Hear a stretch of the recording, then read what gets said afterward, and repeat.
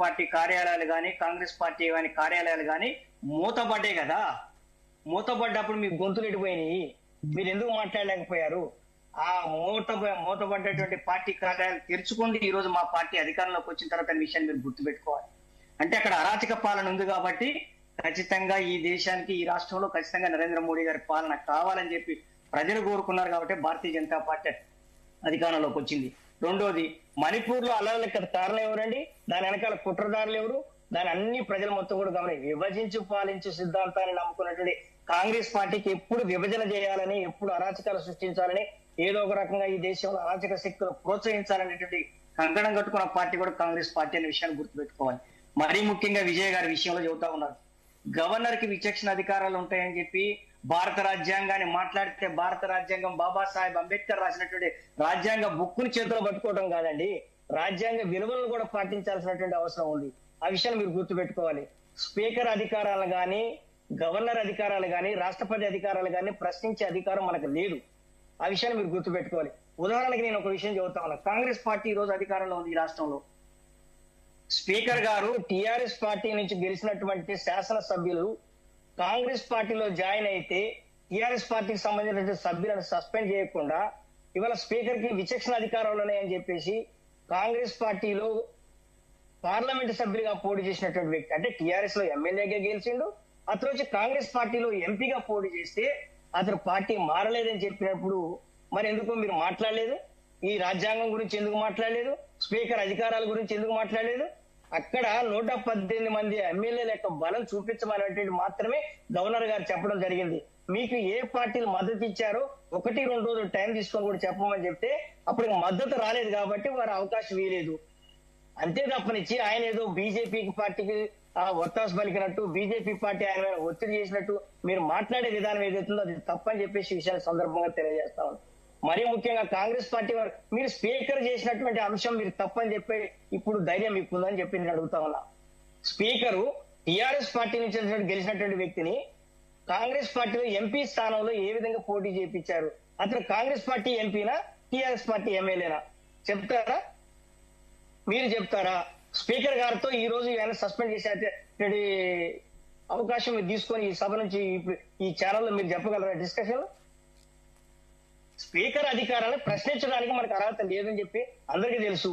Governor కి విచక్షణ అధికారాలు ఉంటే గవర్నర్ తన యొక్క విచక్షణ అధికారాలతో నిర్ణయం తీసుకుంటారు. మరీ ముఖ్యంగా మీరు రాజా సింగ్ గారిని సస్పెండ్ చేశాడు. మా పార్టీ అంతర్గత విషయం. పార్టీకి నష్టం జరిగినప్పుడు కేంద్ర పార్టీ తీసుకున్నటువంటి డెసిషన్ మా పార్టీలో రేవంత్ రెడ్డి గారు తీసుకుంటారని చెప్పేసి ఇందాక చెబుతా ఉన్నారు. మా ప్రధానమంత్రి గారు రేవంత్ రెడ్డి గారు తీసుకోమని చెప్పేసి ఎక్కడల్లా కేంద్ర రాష్ట్ర ప్రభుత్వాలు మొత్తం కూడా ఒక సమయమనంతో పాటించి ఇద్దరు కూడా కలిసి పనిచేయాల్సినటువంటి అవసరం ఉంది. ఈ దేశం అభివృద్ధి చెందాలంటే రాష్ట్రాల యొక్క సహకారం అవసరం ఉంది. కేంద్ర ప్రభుత్వం ఒక నిర్ణయం తీసుకుంటే రాష్ట్రాలు అమలు చేయాలి. రాష్ట్రం ఒక నిర్ణయం తీసుకుంటే గ్రామాలలో అది అభివృద్ధి పదాల్లో నడవాల్సినటువంటి అవసరం ఉంది.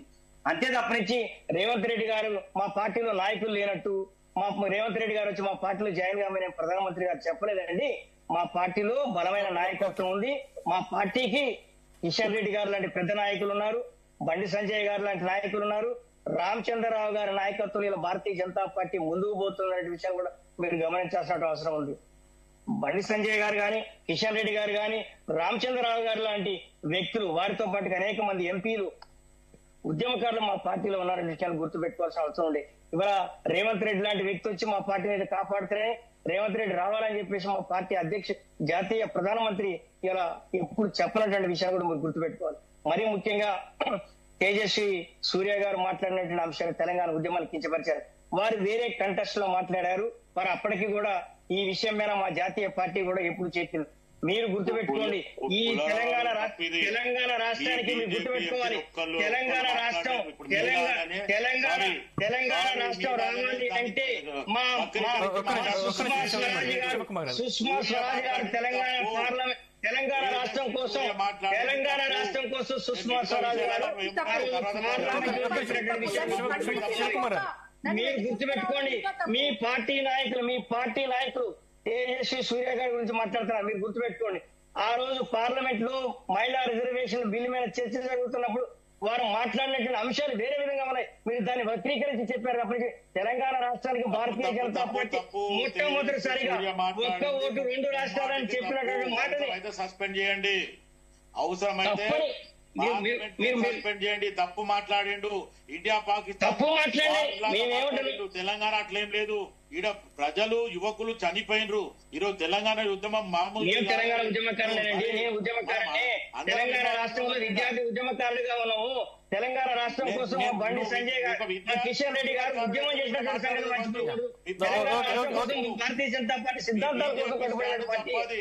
మీ బీజేపీ స్టాండ్ కాదండి అది. ఆయన చెప్పినటువంటి మాట తేజస్వి సూర్య చేసింది తప్పు. అదే కాకుండా మీరు ఇప్పుడు అంటున్నారు కాబట్టి ఇంకో మాట చెప్తా. ఎవరైతే రాఘవ్ చెడ్డా గురించి కూడా నేను చెప్పాలా. ఎందుకంటే మొన్నటి వరకు ఆమ్ ఆద్మీ పార్టీలో ఉండి రాఘవ్ చెడ్డా సెల్ ఫోన్ల గురించి 28 days కి చేస్తుండ్రు. దీనివల్ల ఒక నెల ప్రజలు ఎక్కువ పెడుతుండ్రు. టోల్ గేట్ల ఆల్రెడీ మనం కట్టిన తర్వాత మనం జిఎస్టీ కట్టినాక మళ్ళీందంటే 15 రోజులు 20 రోజులలో రాఘవ్ చెడ్డా ఆమ్ ఆద్మీ పార్టీ వదిలేసి మీ బీజేపీలోకి వచ్చిండు. వాషింగ్ పౌడర్ నిర్మా అంటే మీరు ఎంతమంది కాంగ్రెస్ పార్టీలో మీ భారతీయ జనతా